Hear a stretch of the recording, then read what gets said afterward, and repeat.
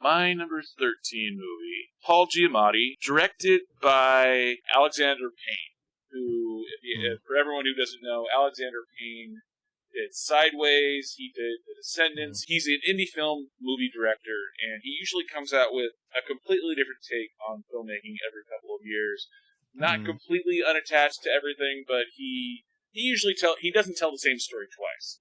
And in this film, The Holdover, Alexander Payne is telling the story. It looks like it's in the late 70s, early 80s, because they even do the trailer in the style of that sort of 70s dramatic horror film kind of like when Tarantino and Robert Rodriguez did Grindhouse, and they have that very specific voiceover guy style, like that sort of like overly baritone, but like AM radio style recording.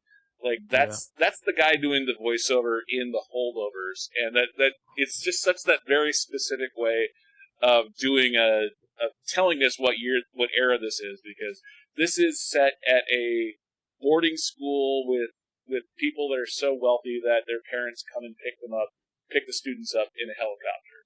And Paul Giamatti is the teacher at Christmas time who's left behind, left over, held over. He is the holdover. He is the one teacher left behind to watch over the students whose parents didn't care enough about them to send the helicopter to pick them up for the holidays.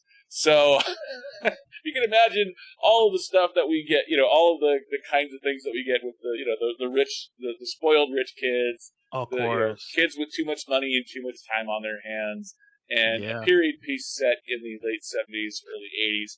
Great cast, we got Paul Giamatti, we got Carrie Preston, True Blood. Carrie Preston's in True Blood, and a whole cast of young actors who I haven't seen before, but I'm sure we recognize their faces from all sorts of it.